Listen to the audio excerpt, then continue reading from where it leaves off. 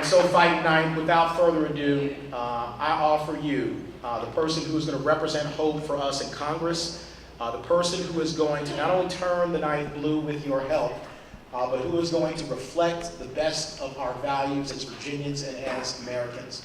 So let's go out there for the next 72 days and work our hearts out, give everything that we have, so that in a few short weeks, we will be able to call him Congressman-elect Anthony Flaccavento.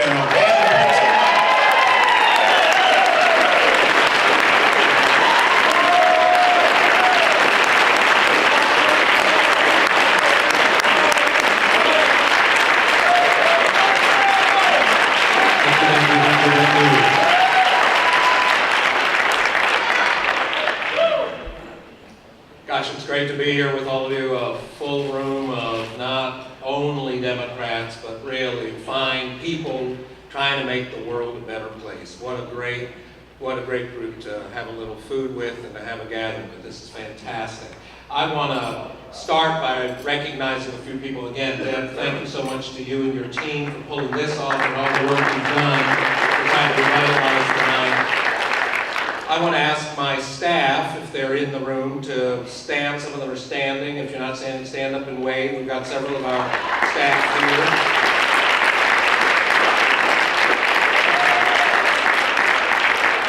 I want everybody who is a Flock for Congress volunteer on the ground in your county, please stand up so we can see all the people working on this campaign.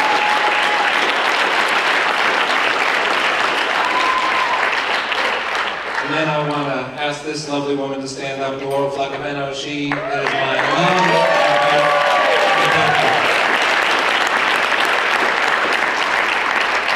I had to go up to her because usually I forget all about her when I'm speaking, so I had to make up for my normal bad behavior. I'm going to start with some of the numbers building on what Justin has said, and I'll tell you, it's really been something for me, a little farm boy from Abington, to be able to hang out with Senator Tim Kaine, Lieutenant Governor Justin Fairfax, Attorney General Mark Herring, and lots of amazing people representing us in the state legislature. But Justin did mention 72 days. And I'm kind of a math guy, I'm a numbers guy, so I know that for our campaign, we need to knock on about 210,000 doors still, 210,000. Now, in 72 days, that comes out to about 3,000 doors a day, or on a weekly basis, about 21,000 doors.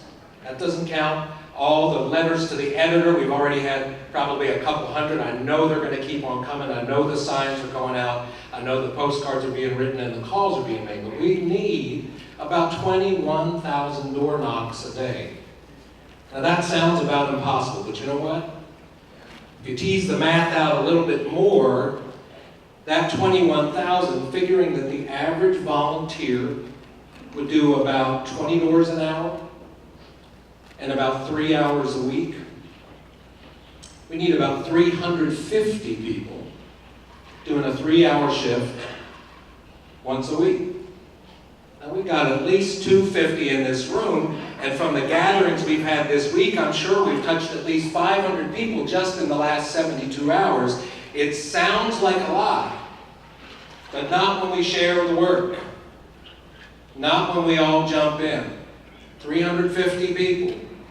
We need about 110,000 voters to win. That's a pretty tiny fraction. So I'm imploring you, if you haven't already started doing that, canvassing's the most important. If you can't do it, or you just don't have the inclination for it, there's plenty of other work, but we really need you to do that. So I'm going to continue with just a few other numbers, if I can call them to mind here. I've been thinking about this a lot. I'll give you about 6 or 8 or so numbers here that I think frame where we are and the challenges we face. The first one is 18. 18% of coal miners who apply for black lung ever get it. Less than 2 out of 10. That's an improvement that came about because some of the changes that happened during the Obama administration. And yet, 8 out of 10 coal miners are still being denied black lung. We heard a heartbreaking story from a woman in Wise County about her dad and how he fought for black lung for over a decade and he went to his grave without it. And that's all to come. 18. The next number is a little more than 50. That's 50%. That's how much the coal companies right now are maneuvering to cut what they pay into the Black Lung Trust Fund. They want to cut it by more than 50% when we already have a depleted fund, we have a black lung epidemic, and we have 8 out of 10 miners not getting black lung in the first place. There's another number, 470. That's the number of people just 2 weeks ago who got notice that Bristol Compressors was closing and they were being laid off within the next few weeks. 470 people not laid off, let go. Job's done. 470. 0. That's the number of those 470 Bristol compressor workers who are going to get the severance pay that was promised to them in writing by the company. We're fighting back on that. We're trying to help them. 25. That's the percentage of women across the United States of America who report workplace sexual harassment or sexual abuse. 25%, 1 out of 4, and it's probably underreported. 50, that's the percent of employment contracts for all kinds of jobs that now require, as a term of employment, a non-disclosure agreement. Half of all employment contracts require a non-disclosure agreement. And what do you usually have to not disclose? Sexual harassment and many other workplace abuses. Here's another one, 25 to 30. That's about how many dollars, $25 to $30, the average school teacher in Southwest Virginia is going to save on their tax bill on a monthly basis because of this tax bill. $25 to $30 a month for the average school teacher will get that little bit of a break. 25 to 30. $35,750 is the monthly tax break that the CEO of Anthem Blue Cross Blue Shield is getting from that same tax break. And just a couple of more. 4,350. That's the number of hours the average young person today would have to work every year at a minimum wage job to pay for 1 year of the average cost of a university education. 4,350 hours, that equates to 80 hours a week, 52 weeks a year to pay for 1 year of schooling.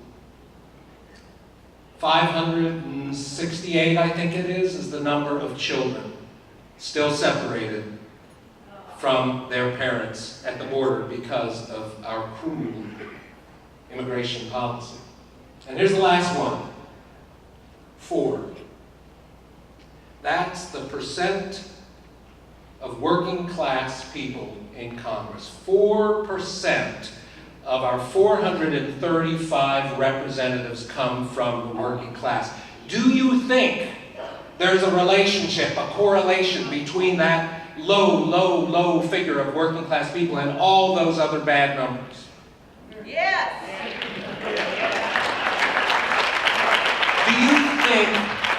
Do you think that it stinks that we have those numbers, that it's time to do something that we can do a whole lot better?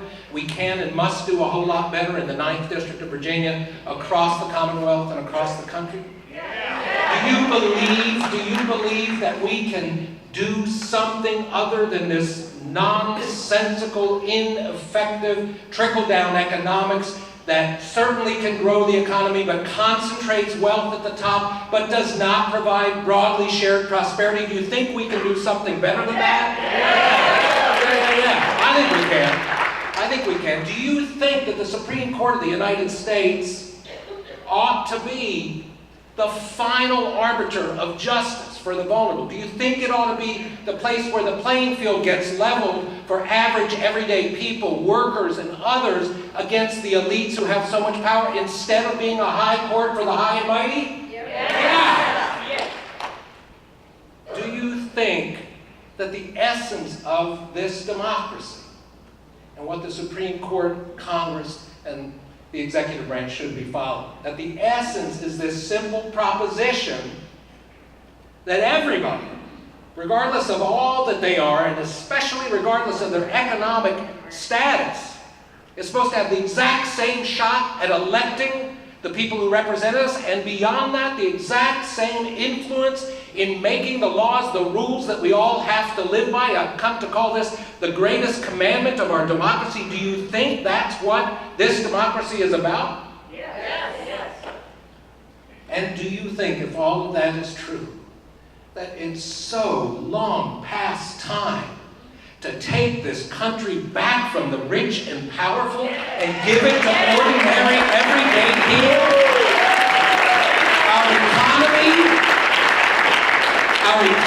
Our public debate, and our politics have all been taken by a tiny group of elites. That's not the way this was intended to be, and we're going to fight back.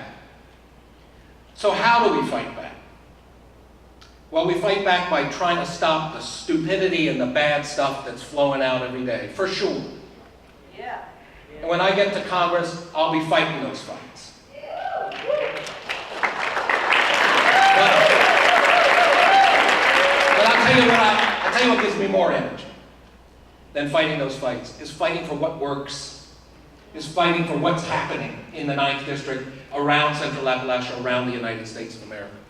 Fighting for what I call bottom-up economics. And we have more than bottom-up economics. We have bottom-up media, bottom-up politics. I'll give you just a few quick examples of the things we can build on if we get our head out of this space that we have to depend on the few at the top for our prosperity and our well-being. We, in traveling with Justin just yesterday, we were in Martinsville for our 70th town hall, which is 70 more than Mr. Griffith has done, just to note. But in that 70th town hall, which was focused on criminal justice reform, it emerged that the folks in Martinsville, the police department, the sheriff's department, local citizens group, have built a really, really effective community policing force that has rebuilt trust between the citizens and the police, has lowered the rate of conflict throughout there and helping with making for more public safety. We went on from there to Blacksburg yesterday for the annual summer meeting of the Dialogue on Race that remarkable friends of mine like Andy Morikawa and Penny Franklin and Debbie Sherman Lee put together more than 5 years ago. They have been grappling with the impacts of race and racial injustice in the school system, in public safety, in policing, and they have put together a project, a program that is ongoing for 5 years now and is making a real difference in all those aspects of their lives.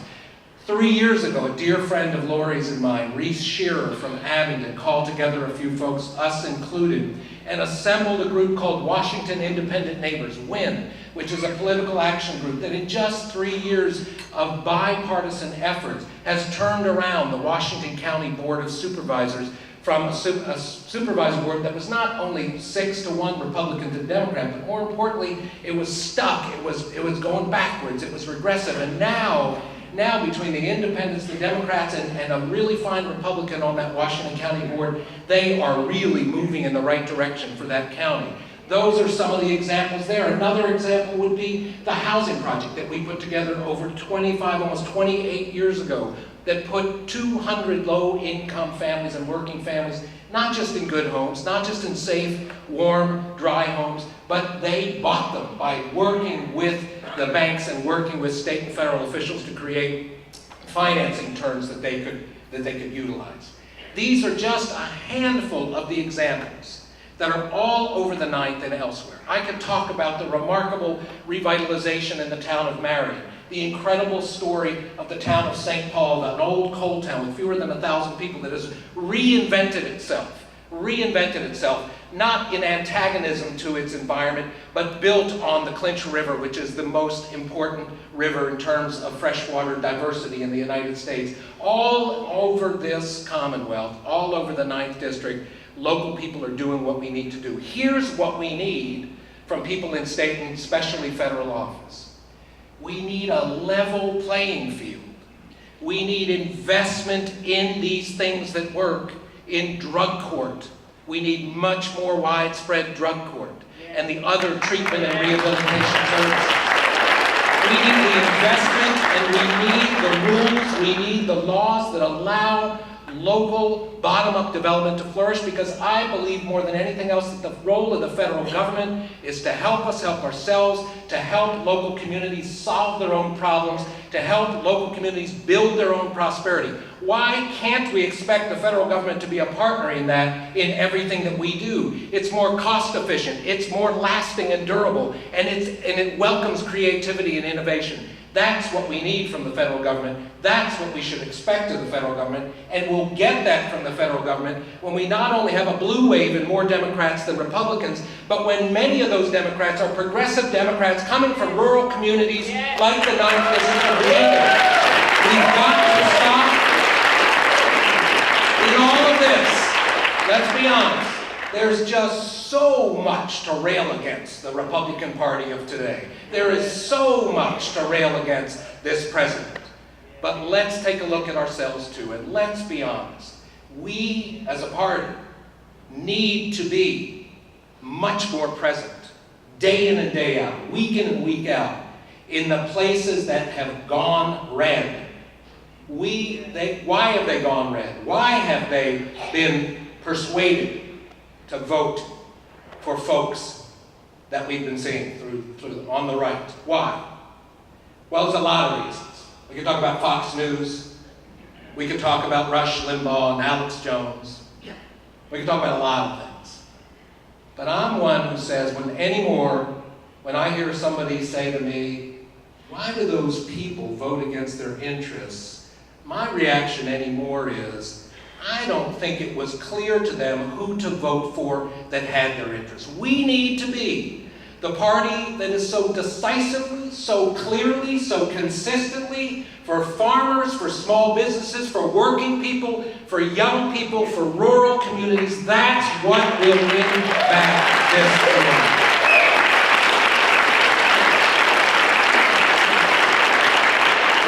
We can do it.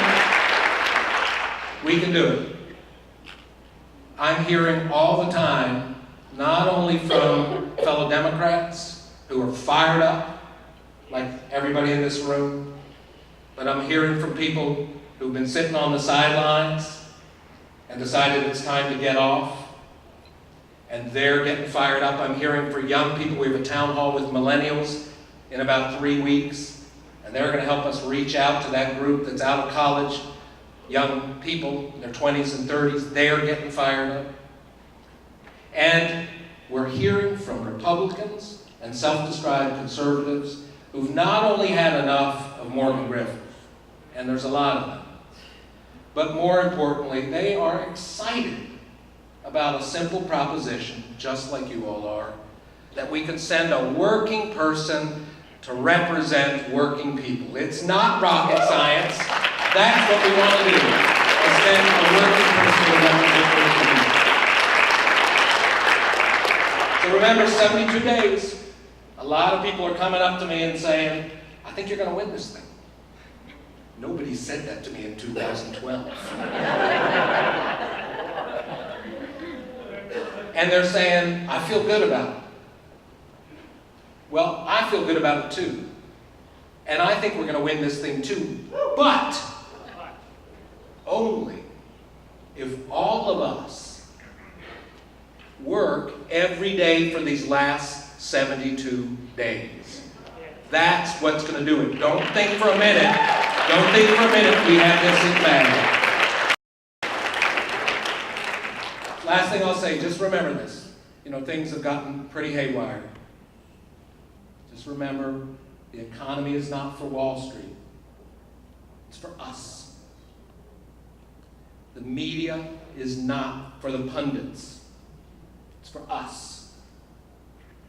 And politics is not for the big donors and the lobbyists. It's for us. Let's reclaim our economy, our public debate, and our politics once and for all. Thank you so much.